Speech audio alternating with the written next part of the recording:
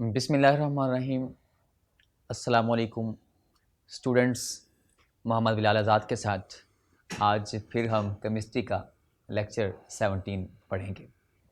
Lecture 17 में आज topic है, बड़ा ही ज़बरदस्त टॉपिक है, लॉन्ग क्वेश्चन भी बन सकता है। आज ये लॉन्ग क्वेश्चन के हवाले से इसे आज पढ़ेंगे। लिमिटिंग रिएक्टेंट क्या होता है? लिमिटिंग रिएक्टेंट हमने पीछे एक दो लेक्चर्स में पढ़ा जनाब। ये रिएक्टेंट्स हैं जो आपस में मिलते हैं, ये प्रोडक्ट्स हैं जो बनते हैं। अब वो रिएक्टेंट्स में से कुछ रिएक्टेंट्स ऐसे होते हैं वो अभी पड़े होते हैं और एक आध जो रिएक्टेंट होता है वो ख़त्म हो जाता है। क्या मतलब? कोयला है, ये कोयला मैंने जलाया, अब ये कोयला जल रहा है। किसकी मौजूदगी में? ये जल रहा है बाहर हवा में मौजूद ऑक्सीजन की मौजूदगी में, क्योंकि कोई भी चीज़ ऑक्सीजन की गैर मौजूदगी में नहीं जलती। अब ये शय जल रही है हवा की मतलब ऑक्सीजन की मौजूदगी में। अब ये ख़त्म हो जाएगी, हवा ख़त्म तो नहीं होगी, मतलब उस हवा के अंदर मौजूद ऑक्सीजन ख़त्म तो नहीं होगी। लिहाजा मैं कह सकता हूँ ये कोयला ख़त्म हो गया और वो जो हवा है, ऑक्सीजन है, वो ख़त्म नहीं हुई। ये जो ख़त्म हो गया है ये थोड़ा है, महदूद है। किसकी निस्बत? उस ऑक्सीजन की निस्बत। ये लिमिटेड है। इसी लिमिटेड से बना क्या? Limiting reactant. ऐसा रिएक्टेंट जो जल्दी ख़त्म हो जाता है। जब ये ख़त्म हो जाता है तो प्रोडक्ट बनना बंद हो जाती है। लिहाजा इसकी डेफिनेशन क्या बनी कि द रिएक्टेंट, कौन सा रिएक्टेंट? विच कंज्यूम्स अर्लियर, जो जल्दी ख़त्म हो जाता है, and controls the amount of products. लिहाजा ये प्रोडक्ट्स को कंट्रोल करता है। क्या मतलब? कि जब ये ख़त्म हो जाता है उस वक़्त प्रोडक्ट बनना बंद हो जाती है एंड उस वक़्त फाइनली क्या होता है? रिएक्शन स्टॉप कर जाता है। उसके बाद हमारे पास and the reactant which left behind, वो जो ऑक्सीजन बच गई थी, is called excess reactant. Excess mean अजाफी, उसे हम अजाफी रिएक्टेंट कहते हैं, एक्सेस रिएक्टेंट कहते हैं। लीजिए अब हम एग्जांपल लेते हैं वही कोयले वाली कि जनाब ये कोयला है, इसे मैंने जला दिया। जब मैंने इसे जलाया तो ये ख़त्म हो जाएगा, जबकि ऑक्सीजन ख़त्म नहीं होगी। वो ऑक्सीजन एक्सेस है, वो अजाफी है, जबकि ये थोड़ा है, लिमिटेड है। लिहाजा इसका नाम क्या हुआ? कोयले का नाम क्या हुआ? Limiting reactant. जबकि वो ऑक्सीजन ख़त्म नहीं हुई, वो अजाफी है, तो फिर उसका नाम क्या हुआ? अजाफी एक्सेस रिएक्टेंट। इसके बाद हम एक और एग्जांपल देखते हैं। H2O2 दोनों को मिलाया तो क्या बना? 2H2O, वाटर बना। तो ये हमारे पास 2 मोल है, किसके? हाइड्रोजन के। 1 मोल है किसका? ऑक्सीजन का। तो 2 मोल बने हैं किसके? वाटर के। अच्छा, ये बैलेंस केमिकल इक्वेशन के मुताबिक हमने ये बात की है। मतलब क्या? अगर मैं ग्राम निकालूं, एक हाइड्रोजन का मास कितना होता है? 1। तो H2 का मास कितना हुआ? 2। तो 2 मोल्स का कितना हुआ? एक H2 का मतलब, एक मॉलिक्यूल का मतलब 2 ग्राम। तो इसका मतलब ये हुआ 2 मोल का कितना हुआ? 4 ग्राम। तो ऑक्सीजन का मास कितना होता है? 16। तो O2 का कितना हुआ? 32, क्योंकि O2 है तो 16 को 2 से मल्टीप्लाई कर लें। तो इसका मतलब ये हुआ 4 ग्राम जब 32 ग्राम के साथ मिलते हैं, 4 ग्राम 32 ग्राम के साथ जब मिलते हैं तो उस वक्त ही 36 ग्राम बनते हैं। इधर भी 36, इधर भी 36। ये मैंने अभी बैलेंस्ड केमिकल इक्वेशन लिखी है। क्या मतलब? कि 2 हाइड्रोजन के मोल कहते हैं कि हर हाल में ऑक्सीजन का 1 मोल चाहिए, या इसे उल्टा देखें, ऑक्सीजन का 1 मोल ले लें, हाइड्रोजन का भी 1 मोल ले लें, तो वो कहता है ना जनाब, बैलेंस इक्वेशन के मुताबिक आपको क्या चाहिए? 1 मोल ऑक्सीजन का कहता है कि कम से कम उससे कितने मोल चाहिए? 2 मोल चाहिए। किसके? हाइड्रोजन के। आइए चेक करते हैं। मिसाल लीजिए, ये बैलेंस केमिकल इक्वेशन के मुताबिक वजाहत है आपके सामने। अभी चेक करते हैं। फॉर एग्जांपल मैंने आपको कहा जनाब ये 10 मोल ले लीजिए, किसके? हाइड्रोजन के। ये आप 7 मोल, 7 मोल ले लीजिए, किसके? ऑक्सीजन के। तो अब हम देखते हैं 10 मोल इसके, ऑक्सीजन के 7 मोल।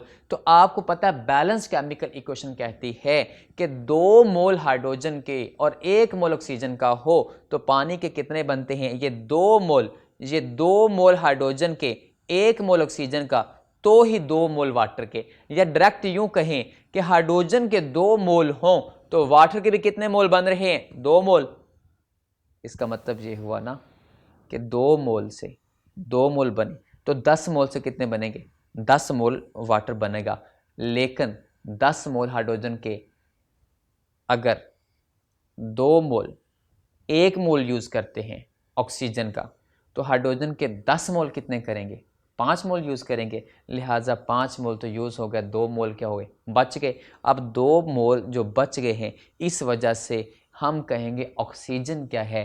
एक्सेस रिएक्टेंट है। लिहाजा हाइड्रोजन क्या है? लिमिटिंग रिएक्टेंट है। एक बार फिर देखते हैं। मिसाल लीजिए, बैलेंस केमिकल इक्वेशन को जरा गौर से देख लीजिए। जनाब इसके 2 मोल, ऑक्सीजन का 1 मोल, तो ही बनेंगे वाटर के 2 मोल।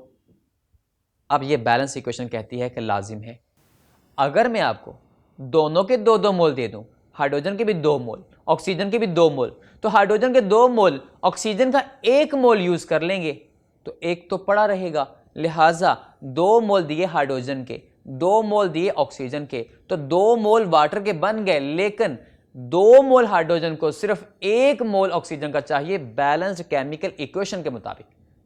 1 मोल बच जाएगा। जो 1 मोल बच गया है, इसलिए ऑक्सीजन का नाम यहां पे फिर क्या होगा? तो फिर इसके नीचे हम एक लाइन लिखेंगे, हाइड्रोजन इज लिमिटिंग रिएक्टेंट, जबकि ऑक्सीजन क्या है? एक्सेस रिएक्टेंट है। आज ये एक बात और देखते हैं। कभी जिंदगी में आपने, मेरा ख्याल है, सैंडविच तो खाया होगा। एक सैंडविच कैसे बनता है आपको पता है ना? 2 स्लाइसिस हो, अंदर कबाब हो। सादा वाला है ना, आजकल जरा पता है हालात खराब है। ये 1 स्लाइस नीचे, 1 स्लाइस ऊपर, 2 स्लाइसिस, अंदर कबाब। अब ये एक सैंडविच है।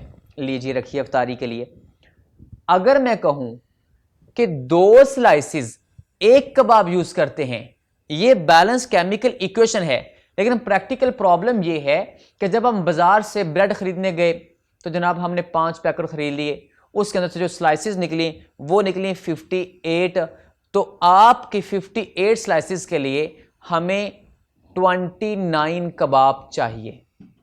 लेकिन कबाब तो आप बना रहे थे घर पे, आपने बना लिए 30 कबाब कहते हैं कि उन्हें कितनी स्लाइसेस चाहिए? ये देखें, 1 कबाब कितनी स्लाइसेस चाहिए? 2। 1 कबाब को 2 स्लाइसेस चाहिए बैलेंस केमिकल इक्वेशन के मुताबिक। तो फिर 30 कबाब को कितनी चाहिए? 60। लेकिन 60 हम नहीं ला सकते, प्रैक्टिकल प्रॉब्लम। आपके पास पैसे ही नहीं है। मतलब अगर 2 स्लाइसेस कम हैं तो इसका मतलब 1 कबाब पड़ा रहेगा। 1 कबाब बच गया है, 29 सैंडविच बन जाएंगे। 1 कबाब बच गया है। अब फिर इसके नीचे फिर आप क्या लिखेंगे? यहां पे स्लाइसेस आर लिमिटिंग रिएक्टेंट, जबकि कबाब क्या है? Is excess reactant. Excess mean अजाफी, जो बच जाता है। लिमिटिंग रिएक्टेंट की शनाख्त कैसे करनी है? बड़ा ही इंपॉर्टेंट शॉर्ट क्वेश्चन है, बड़ा ही इंपॉर्टेंट शॉर्ट क्वेश्चन भी है, एज वेल एज इससे आगे जो लॉन्ग क्वेश्चंस हैं, जो न्यूमेरिकल्स हैं, ये एज ए बजाते खुद लॉन्ग क्वेश्चन का हिस्सा भी है। लेकिन जो न्यूमेरिकल्स हैं लिमिटिंग रिएक्टेंट के मुतालिक, वो वहाँ भी आपने इन 3 बातों का ख्याल रखना है कि एक लिमिटिंग रिएक्टेंट की शनाख्त करनी हो तो कैसे करेंगे। मिसाल नंबर 1, मैंने आपसे कहा जनाब 100 ग्राम एक रिएक्टेंट का, 100 ग्राम बी रिएक्टेंट का। अब मैंने 2 चीज़ों के आपको ग्राम दे दिए। मैंने आपसे कहा था हमें मैसेज की समझ नहीं आती, हम जब भी बात करेंगे कहाँ से शुरू करेंगे? मोल से शुरू करेंगे, मोल पे ख़त्म होगी। हमारी बात शुरू कहाँ से होती है? मोल पे। ये पिछले 3 से 4 लेक्चर्स में यही बात बार बार दोहरा रहा हूं मैं।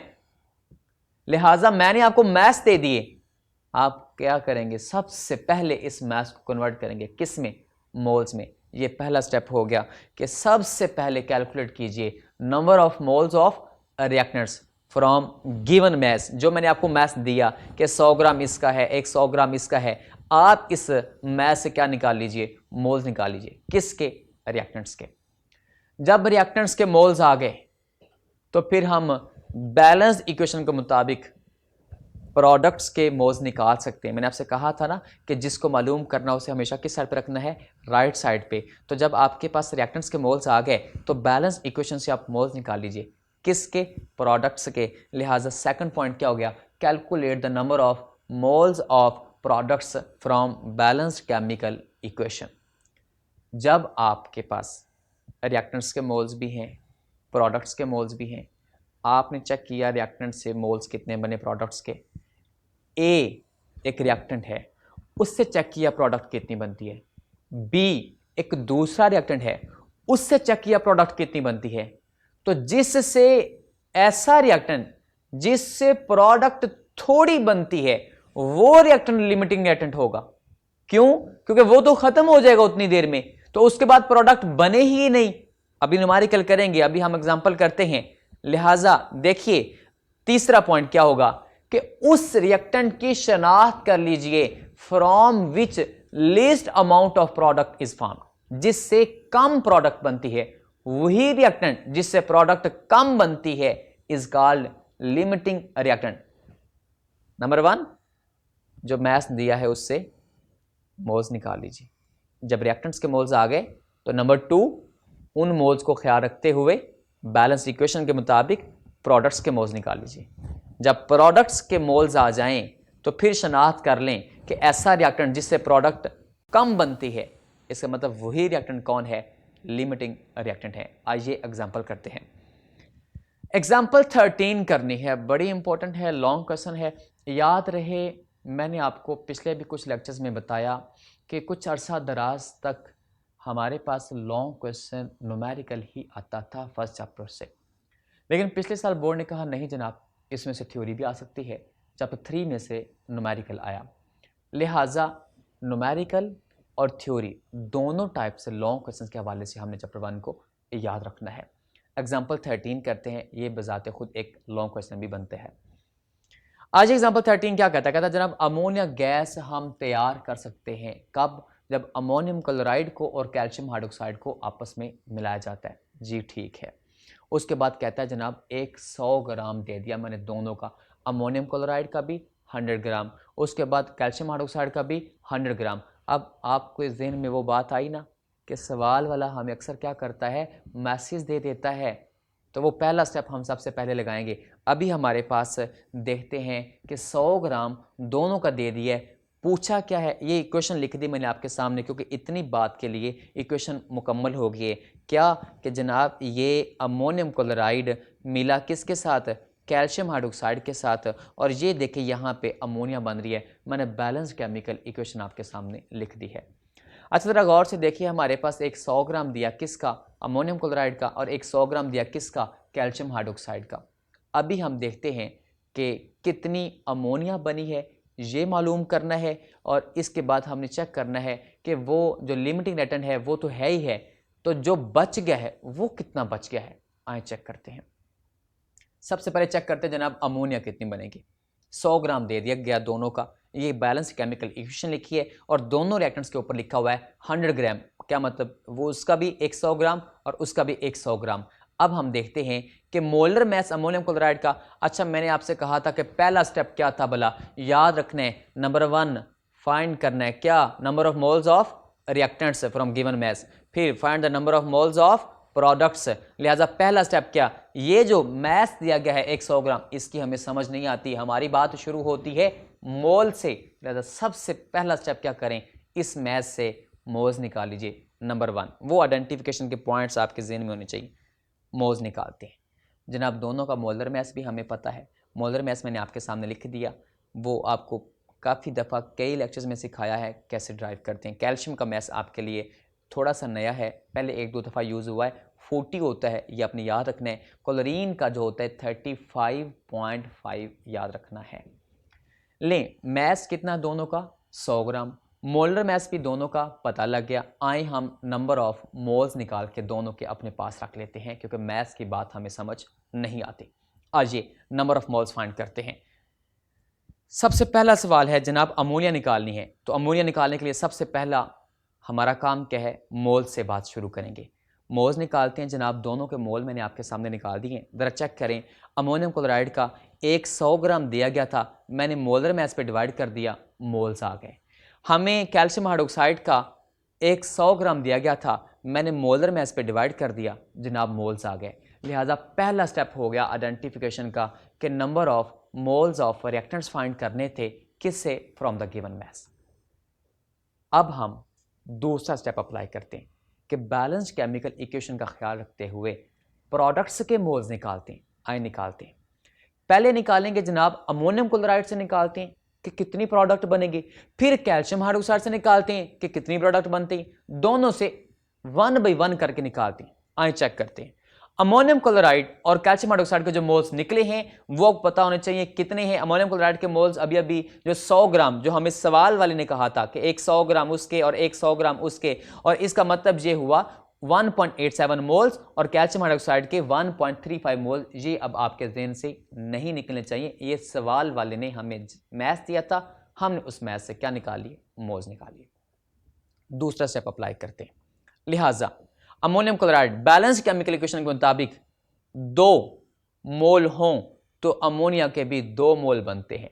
2 मोल से 2 मोल बने तो 1 मोल से 1 मोल बनेगा। तो असल में अमोनियम क्लोराइड के सवाल वाले ने जो 100 ग्राम दिया था उसमें मोल्स हैं कितने? जो हमें दिया गया है एक 100 ग्राम, इसमें मोल्स हैं कितने? वो अभी बताया 1.87। तो अगर 1 मोल से 1 मोल बनता है, 2 मोल से 2 मोल बनते हैं, तो 1.87 से कितने मोल्स बनेंगे अमोनिया के? 1.87 ही बनेंगे। लिहाजा हमने चेक कर लिया कि अमोनियम क्लोराइड से प्रोडक्ट कितनी बनेगी। अब चेक करते हैं कैल्शियम हाइड्रोक्साइड से कितनी बनेगी। कैल्शियम हाइड्रोक्साइड से कंपेयर किया, बैलेंस केमिकल इक्वेशन के मुताबिक 1 मोल से 2 मोल बनते हैं, तो 1.35 मोल, वो जो सवाल वाले ने दिया था मैथ, उसके अंदर मोल्स थे कितने? अभी निकाल के आए थे पीछे 1.35। अच्छा, अगर बैलेंस केमिकल इक्वेशन कहती है कि 1 मोल से 2 मोल अमोनिया के बनेंगे, तो 1.35 मोल से कितने बनेंगे? उस 1.35 को 2 से क्या कर दीजिए? मल्टीप्लाई कर दीजिए, तो जवाब आ गया 2.70। लिहाजा अमोनियम क्लोराइड से चेक किया अमोनिया कितनी बनती है। उसके बाद हमने कैल्शियम हाइड्रोक्साइड से चेक किया अमोनिया कितनी बनती है। चेक करें जरा दोनों का जवाब। 1.87 मोल थे किसके? अमोनियम क्लोराइड के। उससे अमोनिया बनती थी, कितनी बनती थी? 1.87 मोल थी। उसके बाद 1.35 मोल से किसके? कैल्शियम हाइड्रोक्साइड से। उससे कितनी प्रोडक्ट बनती थी अमोनिया की? 2.70 मोल। अब इसमें से देखें थोड़ा कौन है। मैंने कहा था तीसरा पॉइंट कि फ्रॉम विच ऐसा reactant from which least amount of product is formed, जिससे कम प्रोडक्ट बनेगी, वो तो उतनी देर में खत्म हो जाएगा। तो वही क्या हुआ? Limiting reactant. तो अजाफी वाले जो अमोनिया आपने कहा है वो बनेगी नहीं। ये जो नीचे वाला लिखा हुआ है 2.70, ये बनेगी ही नहीं। क्यों? क्योंकि कम वाला, मतलब जो ये अमोनियम क्लोराइड से प्रोडक्ट कम बन रही है, तो इसका एक 100 ग्राम, मतलब वो जो हमारे पास मोल्स हैं 1.87, वो हमें सवाल वाले ने कहा था जनाब ये एक 100 ग्राम इसका है, एक 100 ग्राम उसका है, दोनों के 100 ग्राम दे दिए। हमने दोनों के मोल्स निकाले, दोनों के मोल से ये चेक किया कि प्रोडक्ट कितनी बनती है, ये सामने लिखी हुई है। तो दोनों के मोल से जब चेक किया तो जिससे प्रोडक्ट कम बनती है वो वाला 1.87 अमोनियम क्लोराइड के, वो तो खत्म हो गया। तो जब वो तो खत्म हो गया तो जाफी वाली बनेगी ही नहीं। तो लिहाजा जिससे प्रोडक्ट कम बनती है उस रिएक्टेंट का नाम क्या था? Limiting reactant. लिहाजा इसका नाम मैं लिख देता हूं जनाब, ammonium chloride is limiting reactant. इसके बाद हम देखते हैं कि फिर असल मोल कौन से हुए अमोनिया के, जो कम वाले हैं 1.87। हमने क्या फाइंड करना था? सवाल ये था कि प्रोडक्ट अमोनिया जो है उसका मैस बताइए। हमने क्या किया? एक शय से निकाला मैस, मोल्स निकाले, फिर दूसरी शय से मोल्स निकाले, जो कम हैं वो हमने रख लिए हैं। अब इस मोल से हम उसे मैस निकाल के बता देते हैं। बात मोल से शुरू की, मोल पे ख़त्म की। अब हम इसको जिस हालत में मर्जी तब्दील कर सकते हैं। तो वही फार्मूला हमेशा की तरह, नंबर ऑफ़ मोल्स बराबर किसके होते हैं? Mass over molar mass. तो अगर मैस निकालना हो तो क्या करेंगे कि नंबर ऑफ़ मोल्स को मल्टीप्लाई कर दें, किससे? मोलर मैस से। तो मोलर मैस अमोनिया का कितना होता है? नाइट्रोजन का कितना होता है? 14, 14। एक एच का एक, तो 3 एच का 3, तो 14 और 3 कितना हुआ 17 ग्राम पर मोल मोलर मैस होता है। तो मोल्स अभी थोड़ी देर पहले निकाले थे, अभी हमने बैलेंस केमिकल कैलकुलेशन से निकाल के आए हैं। तो लिहाजा मोल्स को मोलर मैस के साथ मल्टीप्लाई किया, अमोनिया का मैस आ गया है 31.79 ग्राम। अभी हमारे पास इसी सवाल का दूसरा पार्ट देखेंगे। ये हमारे पास मैस आ गया है। सवाल का दूसरा पार्ट जो है वो देखें क्या है। कहता है जनाब जो बच गया है, खत्म कौन हुआ, अभी अभी चेक किया था हमने, अमोनियम क्लोराइड खत्म हो गया, तो बचा कौन, कैल्शियम हाइड्रोक्साइड। ये बच गया है। अच्छा कितना बच गया है ये उसने पूछा। ये हम पता कैसे बता सकते हैं, हम ऐसे बता सकते हैं कि आप हमें बता दें कि यूज कितना हो गया, तो हम बता देंगे बाकी कितना बच गया। यूज कितना हो गया ये हम निकाल सकते हैं। कैसे कि वो जो अमोनियम क्लोराइड जो खत्म हो गया था, लिमिटिंग रिएक्टेंट वो खत्म हो गया, हम चेक करते हैं जनाब वो कितने मोल्स कैल्शियम हाइड्रोक्साइड के साथ ले गया है, साथ यूज कर गया। तो जो वो यूज कर गया है तो हम वहां से चेक कर लेंगे बाकी कितने बच गए हैं। तो आए अब मालूम क्या करना है, कैल्शियम हाइड्रोक्साइड तो किस साइड पे लिखेंगे, याद आया राइट साइड पे। देखें पिछले 3 से 4 लेक्चर में यही बात चल रही, जो मालूम करना है राइट साइड पे, जो दिया गया है उससे लेफ्ट साइड पे। अमोनियम क्लोराइड हमारे पास है, ये ख़त्म हो गया। कैल्शियम हाइड्रोक्साइड के बारे में मालूम करना है, कैल्शियम हाइड्रोक्साइड को राइट साइड पे लिख लेते हैं। आए मैंने लिख दिया। तो बैलेंस केमिकल कैलकुलेशन के मुताबिक इसके 2 मोल हों तो इसका 1 मोल बनता है, तो 1 से कितना बनेगा हाफ। तो अच्छा अमोनियम क्लोराइड के मोल थे कितने, वो जो ख़त्म हो गए थे 1.87, तो उससे कितने बनेंगे हमारे पास, उस 1.2 को, उस 1/2 को मल्टीप्लाई कर लीजिए किससे, उस मोल से। तो जवाब आ गया हमारे पास, ये मोल्स आए 0.935 मोल्स। ये कौन से मोल्स हैं कैल्शियम हाइड्रोक्साइड के भला, जो यूज़ हो गए हैं। लिहाजा टोटल में से यूज़ को माइनस कर दीजिए तो हमारे पास बाकी मोल्स आ जाएंगे 0.415 मोल्स। ये कौन से मोल्स हैं जो बाकी बच गए हैं। तो आइए देखते हैं जनाब, ये मोल्स जो बाकी बच गए हैं हम इसे मैथ्स में भी कन्वर्ट कर सकते हैं। हमेशा की तरह बात हमेशा मोल में ही आती है, तो हम इसे मैथ्स में कन्वर्ट कर सकते हैं। वही फार्मूला कि नंबर ऑफ़ मोल्स को मल्टीप्लाई कर दें किससे, मोलर मैथ से। तो लीजिए हमारे पास मैथ्स आ गया, ये वो मैथ्स है कैल्शियम हाइड्रोक्साइड का जो बच गया है 30.71 ग्राम, ये मैथ्स बच गया है। लिहाजा ये इसका दूसरा पार्ट था।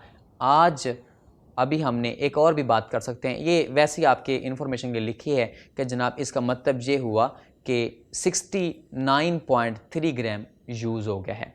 जो क्वेश्चंस आज हमने पढ़े हैं, कौन कौन से पढ़े हैं भला। शुरू में हमने देखा सबसे पहले लिमिटिंग रिएक्टेंट क्या है, नॉन लिमिटिंग रिएक्टेंट क्या है, उसकी एग्जांपल्स याद रखनी है आपने। फिर आपने देखना है how a limiting reactant can be identified, वो ये जो 3 पॉइंट थे। उसके बाद आपने ख्याल रखना है एक्सरसाइज का क्वेश्चन नंबर 23 का पार्ट बी, वो भी लिमिटिंग रिएक्टेंट के मुतालिक है। इसके बाद आपने ख्याल रखना है एक्सरसाइज का क्वेश्चन नंबर 25 का पार्ट सी, वो कहता है जनाब हमारे सराउंडिंग में कोई ऐसी एग्जाम्पल है लिमिटिंग रिएक्टेंट की। आप कहेंगे जी है, वो बर्निंग प्रोसेस मैंने आपको बताया था। उसके बाद हमारे पास एग्जाम्पल 13 हमने हल की है। और इसके अलावा एक और सवाल आपने यहाँ रखना है कि concept of limiting reactant apply नहीं होता रिवर्सिबल रिएक्शन पे। आप इसमें सबसे पहले डेफिनेशन लिखेंगे लिमिटिंग रिएक्टेंट की, फिर डेफिनेशन लिखेंगे किसकी, रिवर्सिबल रिएक्शन की। कि reversible reactions are those reactions which take place from reactants to products and products to reactants. लिहाजा जिसमें प्रोडक्ट्स भी रिएक्टेंट्स में कन्वर्ट हो जाएं तो रिएक्टेंट तो ख़त्म नहीं होगा ना। सो लिमिटिंग रिएक्टेंट तो वो है जो ख़त्म हो जाता है, रिएक्शन स्टॉप हो जाता है। लिहाजा रिवर्सिबल रिएक्शन के ऊपर लिमिटिंग रिएक्टेंट का कंसेप्ट अप्लाई नहीं कर सकते। इसके साथ वही जुमला हमेशा की तरह, अपना ख्याल रखिए, एस्पायर की क्लासेस को एंजॉय करते रहिए। अल्लाह हाफिज़, थैंक यू।